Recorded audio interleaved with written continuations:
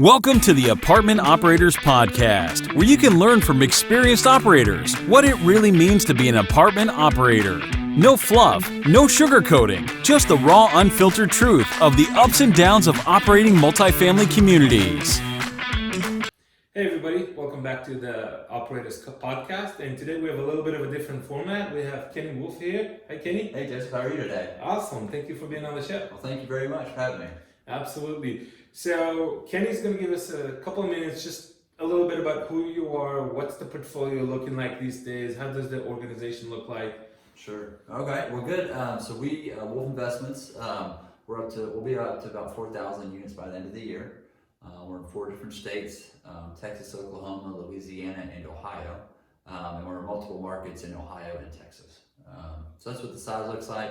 Our organization, we've got about 4.5 in the office here now. The half is a real full person, but she works part time, and then we also have a ownership in a management company here in Dallas Fort Worth, Allied Property Management. So that's offsite. Their headquarters is in Mansfield, Texas. They've got about 180 employees now. We'll definitely touch on that. All right, good. And then we're in the midst of signing the contract for buying another management company up in Ohio.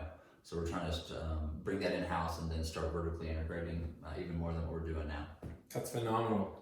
So have you been doing that for 30 years? No. So we got into multifamily almost 9 years ago. Awesome. So in 9 years, you got to 4,000 units. I know you sold a few along the way. Let's go back a little bit to the beginning, right?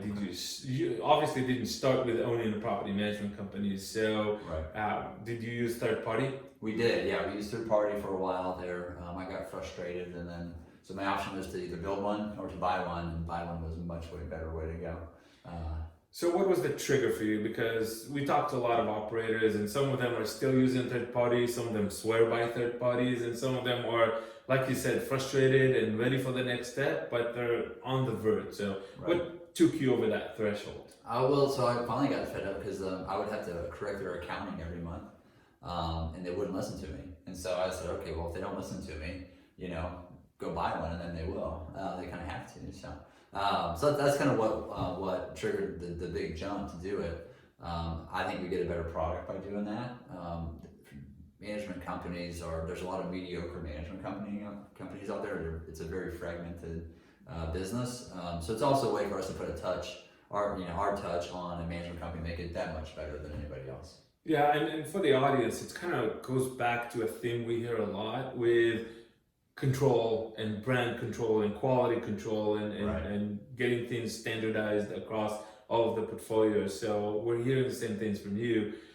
When did you do that switch? When did you buy the property management? So I bought, now I'm 49%, so I don't have the whole thing. I'm a high minority interest. So we did that about 1.5 years ago.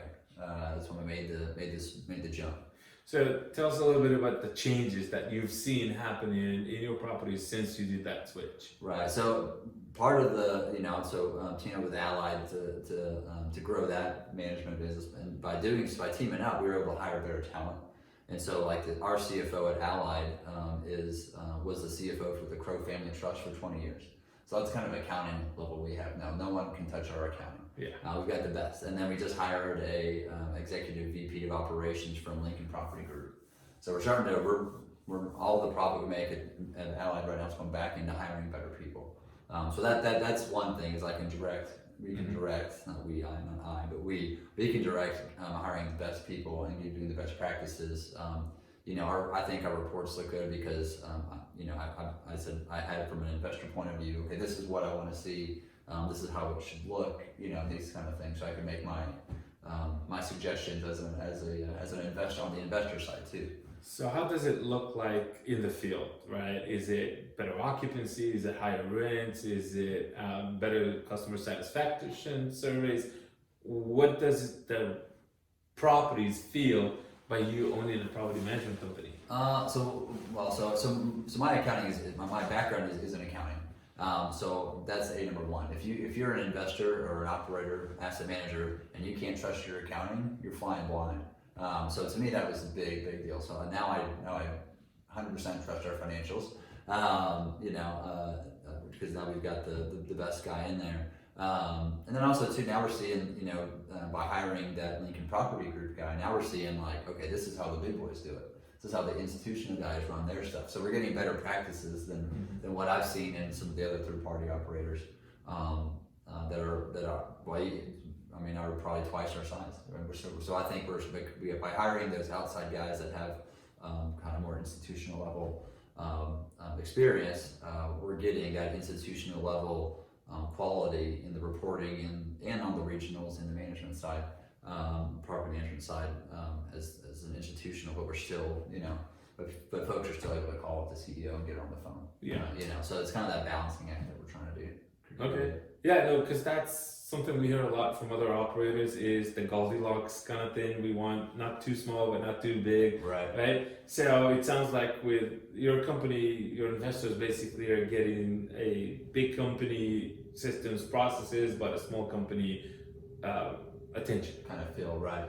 Yeah, and it's also by buying this next management company, they'll put us about 10,000 units under management across 4 states, and so we would that's going to really help the folks that use us as the management company, because our insurance rates just got a lot cheaper. Yeah. Because now our master policy is 10,000 units instead of 4,500, what it is now. And it's multiple regions, right? So it reduces the risk, right? Yeah. And so that's going to be massive. So there's ways, because we're growing on the management side and getting bigger and more geographically diverse, not just on insurance, but there's a whole slew of other options that we're going to be able to roll out, which is exciting, because we are building a better mousetrap. We really are. That's great.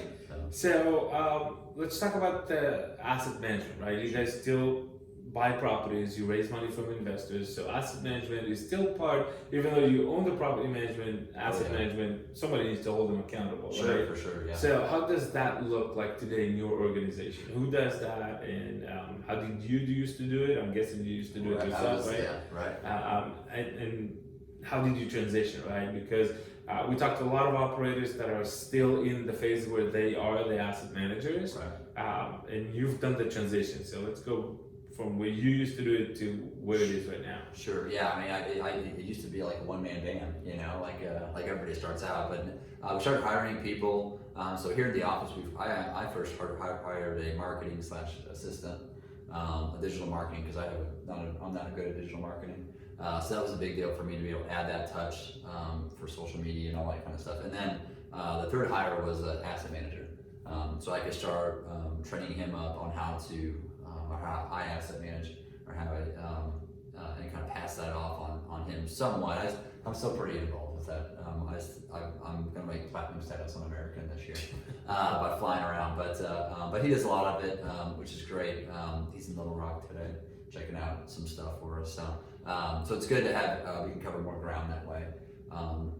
Sometimes we travel together to a property, especially if it's new, to kind of get on the same page. And then once we have the rehab set and all the kind of the big high level items we want fixed from the get-go, then sometimes I'll back off and let him go. Especially to Columbus in January, and I'll pass out in July. So. Yeah. So you get to pick and choose where you want to go and when you want to go there, right? That's phenomenal. It's pretty nice. So how does that look like, right? So is it a weekly call with the on-site team, or is it a monthly call with the regional? Right? Give us a little bit more of a feel of how involved you guys are, and again, before and after owning your own property management. So we still, so the management company that we bought into, they run it. They're a separate entity. So we treat it like that. So she runs it. Nicole runs that management company. She does all that. So our job here at Wolfe Investments is to manage those assets. So it's just like it would be just like we were using a third party or not, basically, right? On our side. So we've got a weekly call with the regionals. Most of the time, those on-site managers are on that call as well. So we've got a weekly call with regionals, on-site manager. We also have a weekly call with our rehab crew. So if we have whatever properties we have kind of still in that kind of big rehab construction phase, we've got a weekly call with them to make sure everybody's on the same page. And then on that call, I try to make sure all the regionals that are in those properties that have the construction are on that call as well, to make sure everybody's communicating properly. Yeah. So communication is key. Communication is definitely key. So how does that call with the on-site manager and the regional looks like, right? What do you cover? What do you ask? What do you expect to hear? Right. So I'm a numbers guy. So we always start off with the numbers. What's our occupancy? What are we pre-leased? And so, one of our properties was like constantly, we'd be at like 93% occupied, but 87% pre-leased. And it was the strangest thing. And it was that way for 5 months. And then finally I'm like, look, we gotta flip that. We need to be 95% pre-leased. And then it's an A-class deal. So it's a little different to manage anyways, but we'd always be at that 92-93% occupancy, which is fine. But so anyways, most of the time it's higher than that. But the weekly calls, the numbers are first, and then we go down to if there's any major changes, obviously we dig into that on the numbers side, and then we look at the revenue collected that so far that month, any kind of challenges that the manager brings up or the regional.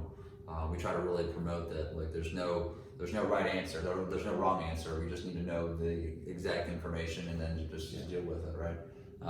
Any issues with operations to on-site stuff? I mean, has a tenant in our building with their car this week or not? I don't know. Stuff like that. You hear the operational stories as well. Yeah, we have had those too.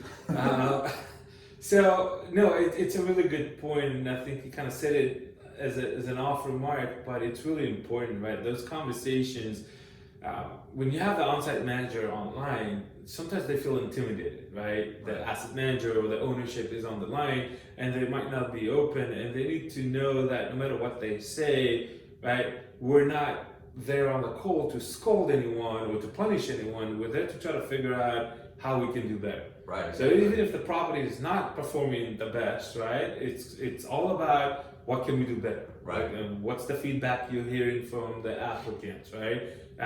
Where do you do your marketing? What's the traffic? How can we increase traffic and so on? So it's always with a solution kind of mindset versus a blaming kind of mindset, because that's going to go nowhere. Right. Yeah. You attract more bees with honey, right? That's what they say in Texas here. I mean, you want to, and also too when you go. That's why it's also important for owners and asset managers to go on site. I mean, because you've got to build that rapport. You got to take them out to lunch. I mean, it's $20, $30, $40, whatever it is, how big your property is, but do that small stuff and build a rapport with them, and get to know them as a person.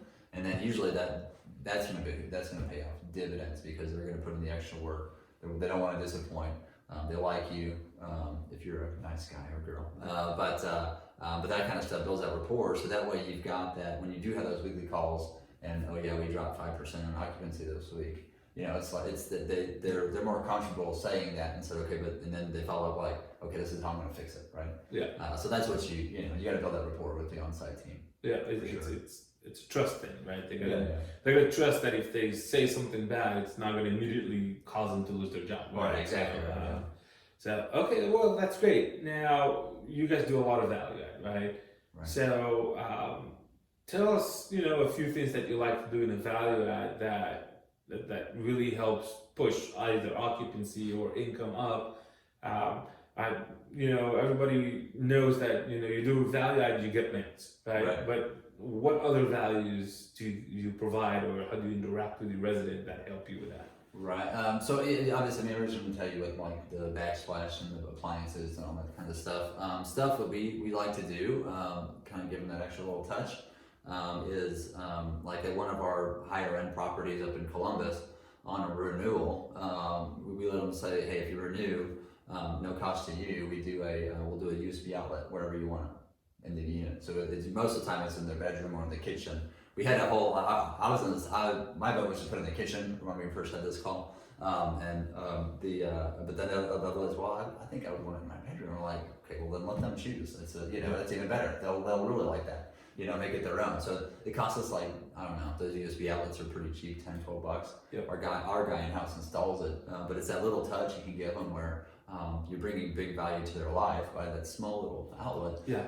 But it's a big deal. And when they get to choose where it's at, I mean, game over, right? So that's that kind of stuff. And then something else we do, our little Disney magic trick that we do on most of our properties is we will not tell a new resident when they're moving in, we'll have it'll magically appear when they move in as there's a 2 liter of soda, and then there's also a free coupon for pizza, a local pizza place, because no one likes to cook when you first move into your unit. And we don't promote it like beforehand, like when they sign a lease, we don't let them know. It just is there, right? Yep. So it's that, I don't know if you've ever been to Disney World or anything like that. You go into the thing and there's so many small little things that they do that they don't even promote. Yes. But you're gonna go off and tell your friends and be like, oh my gosh, you know what they did for me? All these little things. So we try to recreate some of those things. Well, these are two separate things that you mentioned that I want to kind of touch on, right? So the USB thing. I love that idea mostly because there's the aspect of making it their own, letting them choose is huge, because then they get that feeling of home. Right. But in your own home, you can decide what color you want the walls and where to put what socket and so on, right? So that's one thing. But the other thing is that it's the gift that keeps on giving. So every night they're going to plug that charger into that socket in their bedroom, and they're going to think about how awesome it is to live in that apartment, right? Yeah. So that's why I love that one. We do something very similar in our community, and that is we offer them, when we have like a renewal special, we offer them either a certain discount, or we offer them a pair of movie tickets every month for a year. Oh, nice. Right? As long as they pay on time, right? So we, of course, lead them to pay on time. Right. And then it's, again, every month it's a pair of movie tickets. If they talk to friends, or if they tag themselves on Facebook or Instagram or whatever it is, it just keeps on giving, right? So it doesn't cost a lot. It's what, less than $20 for a pair of tickets. Right. So it's just keeps on giving. Sure. So I love that you do the USB thing, and the thing with the soda and the pizza is a lot of people don't realize, but moving is psychologically more painful than a divorce, right, or losing your job. Right. And I think I read an article about it also, it was ranked higher than going to the dentist. Yes. So it's such a stressful thing. So just having that is huge, right? A couple of bottles of water, right? It's like 60 cents, and it makes them happy. On a property, we had a property that had laundry machines that were operated by tokens. So we had a little baggie with tokens sitting on the desk for them when they came in, because I need to do laundry and the office is closed, and where can I get tokens, and how come quotas don't go in there? Just saves the frustration, right? We've seen other operators that mention that they leave like a plunger with a toilet paper and a few little toiletries, right? Because when you move in, where are the boxes? What am I doing, right? So I love that, because it makes the move experience much better. Right, yeah. And reduces some of the stress. And if they walk in with a positive attitude to the apartment, they're going to keep a positive attitude going forward. Right, yeah, and then it's also the resident referrals too. I mean, they're going to tell their friends about that. So yeah, awesome. So give us a few things that you like to do to kind of save on expenses, right? Because I've walked into properties, and as brokers, right, we see a lot of P&Ls, and it's kind of like, you spend that much on this, right? So a few things that you guys like to tackle immediately as you buy a property. I mean, every property is different. We just bought an A-class in 2018. It was built in 2018, so bought it in December of last year. But we walked in, it's like, oh my gosh, they were running it so poorly. The payroll was twice what it should be. You just go down, you tackle the biggest line items first. So the biggest three, especially here in Texas, are property taxes, insurance, and payroll. So optimize those if you can. Sometimes they're low. I mean, sometimes they don't have enough payroll. On that, and then it's also admin, utilities, ways that we can really drive that down. I'm on the fence on the water conservation, to be honest with you. It depends on the state we're in, because if it's a flat fee for water, then absolutely I'll do the toilets. But if it's a rub system where we build that back, we're saving 1% of a percent. So it's like, and I've heard it both ways. Some folks will say that, oh well, if they're not paying as much water, then they can pay you more rent. Well, I mean, that's maybe. I don't know if that's true or not. Maybe they can send them another car or something. I don't know, but it is. It is a factor, right? Because we see applicants ask, "What's the water bill?" Normally, well, yeah. But I think that it's the rules and the regulations around that are so complicated that it's really hard to predict which way is better. It used to be a lot easier with Fannie Freddie Green Reward program to do these things, but they just made the program so hard to maintain that I don't see a value in that anymore. This year they cut the 2 months ago they just cut the rate discount. So now it was like 0.02 that it would save you. Yeah, so that's definitely so it's not worth it. Yeah, so they changed it. One thing to know about the Green Reward program, I don't know if you had a chance to experience that, but there is zero flexibility in this thing, right? So we had a Green Reward program property, and the original engineer decided that we need to replace all the toilets, and we brought a water conservation company to do the project, and they did the math and they looked at what we had in the field and said, don't do that, it's a waste of money because you're not going to get that gain that you're looking for. And Fannie would not hear any of it. Right? So they forced us to replace. There's like 125 toilets. There's like $20,000 expense just for the sake of checking the box. And they had zero openness to even discuss that. Right. So that's the kind of thing that you're buying into when you have a Green Reward, and I don't think a lot of people are aware of that going into it. Right. No, you would hit that. So thank you for that. What about cost cutting initiatives, right? Things that you can drive either by engaging your customers or your residents or talking to the maintenance guys. How do you drive costs down? So having you also want to get to know your maintenance guys, on site, not just the folks in the office. So get to know them because they're going to find the stuff where so this toilet's running. They're going to, so you're going to make sure your maintenance guy is on it and knows like, okay, these are key importance. Like if you hear a running toilet, we need that fixed ASAP. Or you see, lights on in a vacant unit.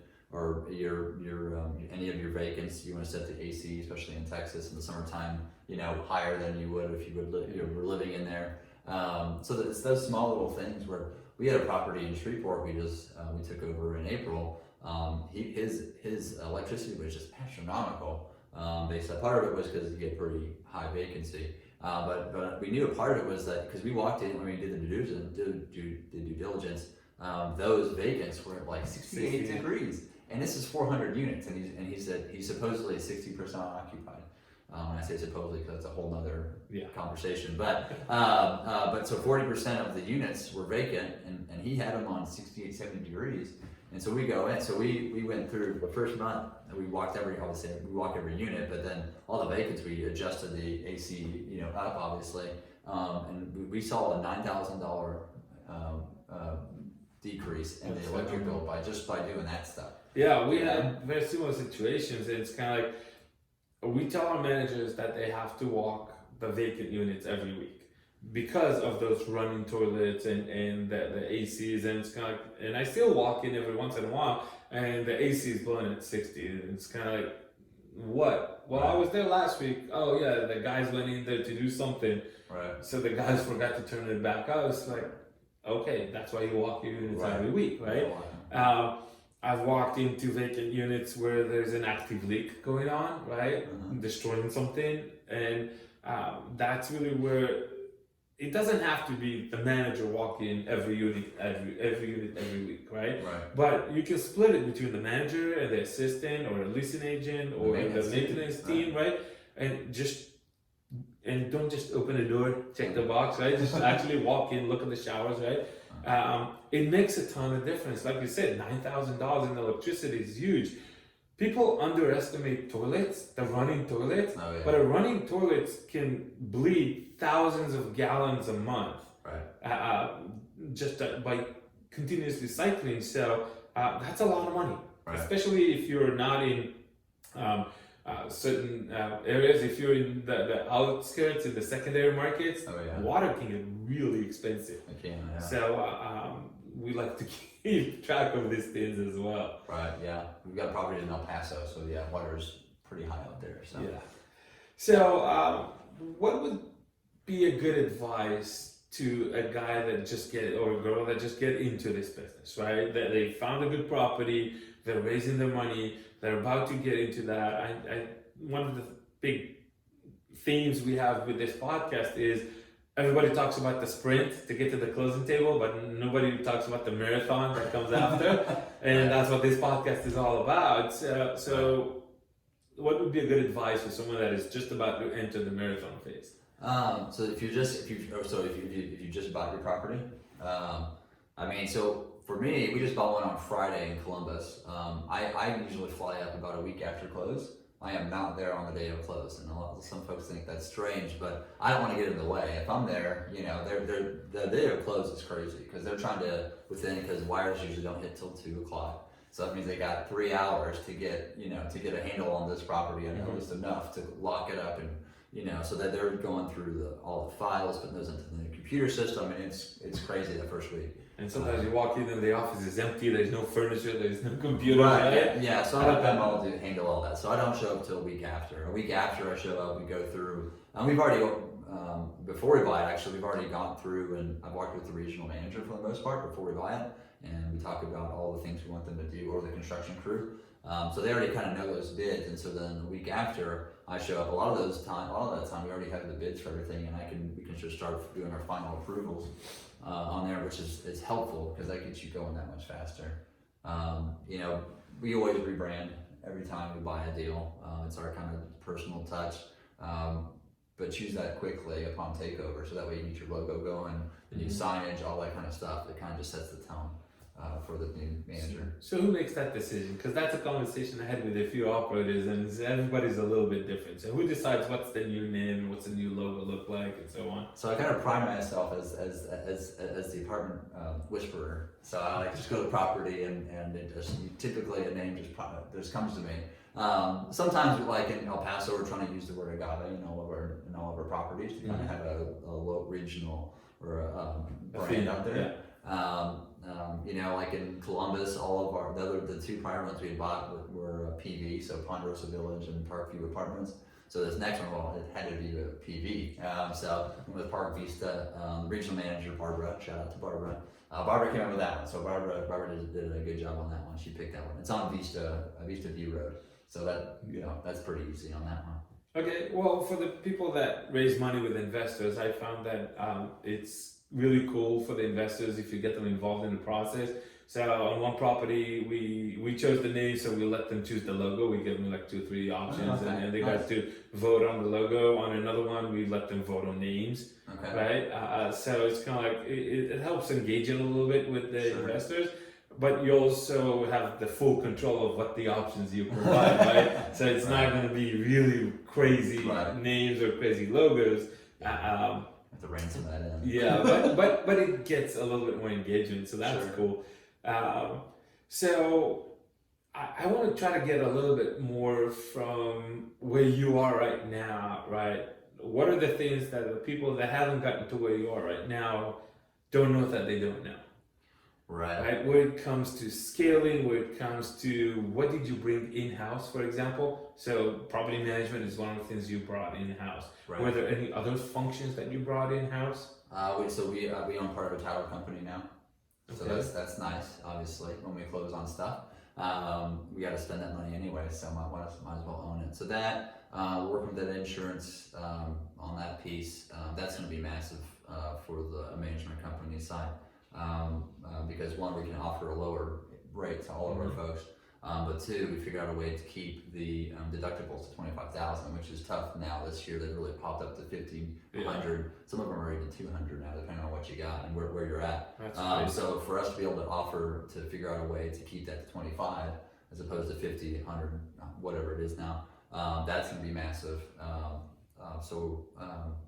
That's a long conversation, but we're trying to vertically integrate what we're trying to do on that side of it. On the investment side, we're going, we're in those four different states.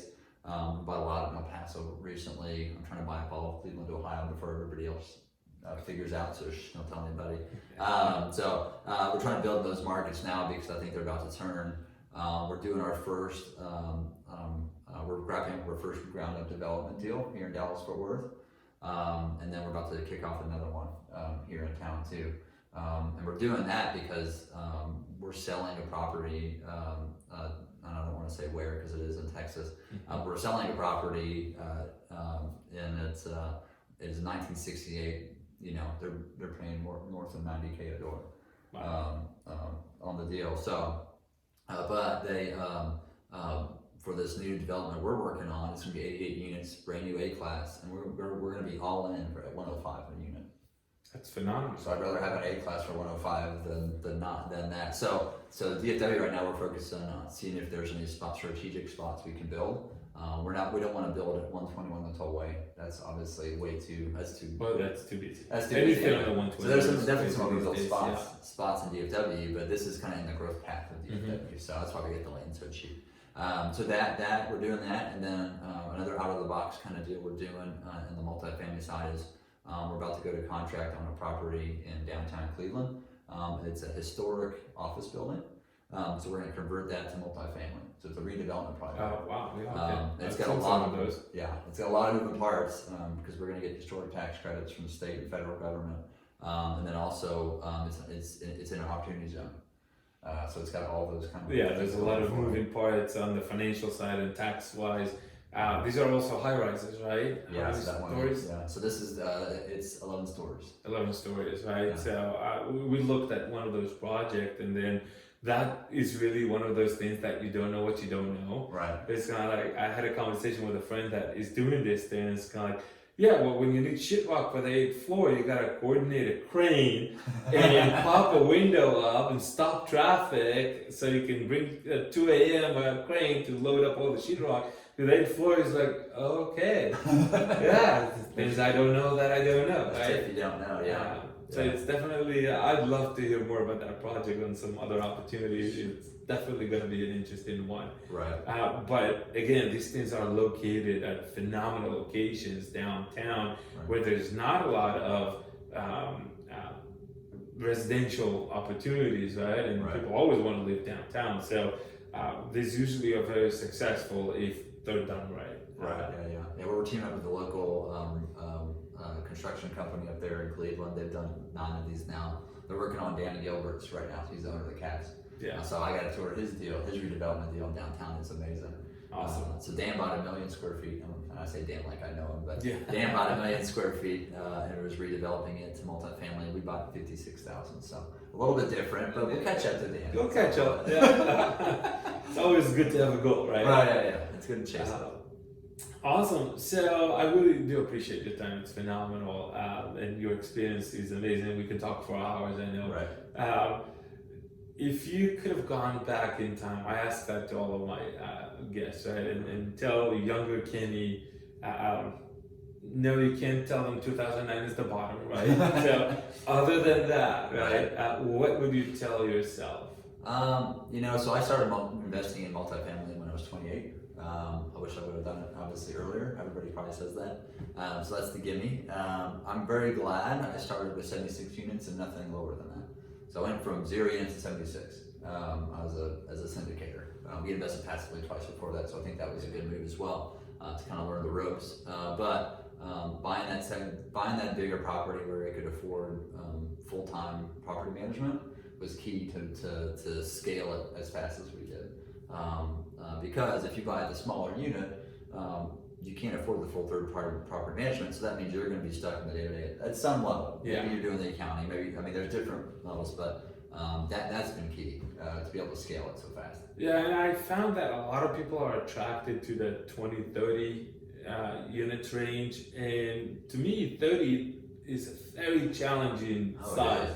It is, yeah. It's too big to handle as a single operator, and it's too small to afford a staff. So I think that's one of the most challenging sizes, the 20 to 40 units. Oh yeah. But it's very attractive to a lot of people that don't want to raise money, don't want investors.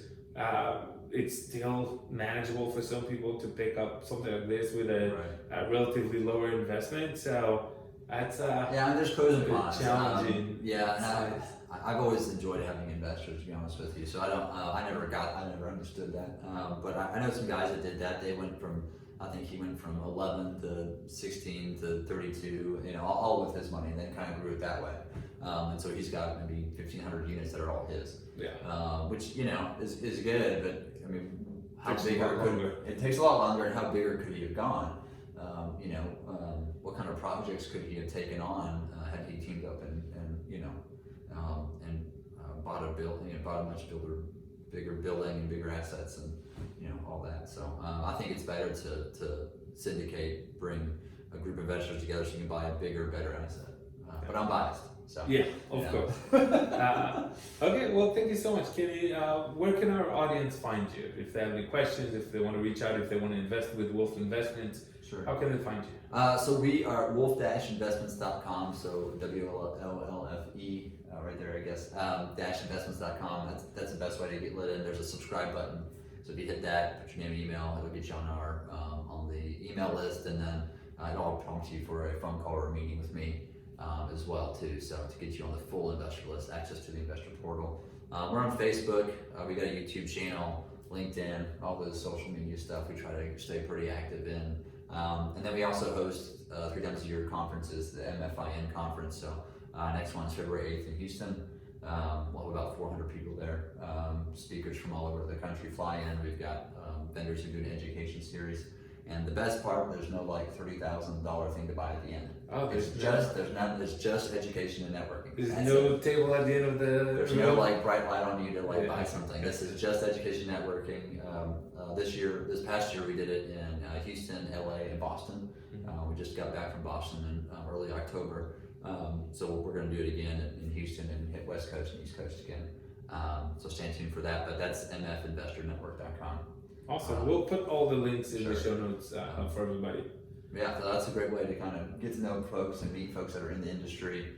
We're working on a few big names to come to the Houston event. I can't say yet, but it's looking pretty promising. So. Okay, awesome. Well, thank you so much, Kenny. I appreciate your time today. Thank you, Joseph. I appreciate it. Awesome. And for you, the audience, if you like this show, if you want to listen to more, just go to iTunes, Stitchers, wherever you consume your podcast, and subscribe. Thank you so much. Thank you. Thank you for listening to our show. If you want to enjoy more episodes, please subscribe on iTunes, YouTube, Stitcher, or SoundCloud. For questions or feedback, please visit our site at www.aptopr.com.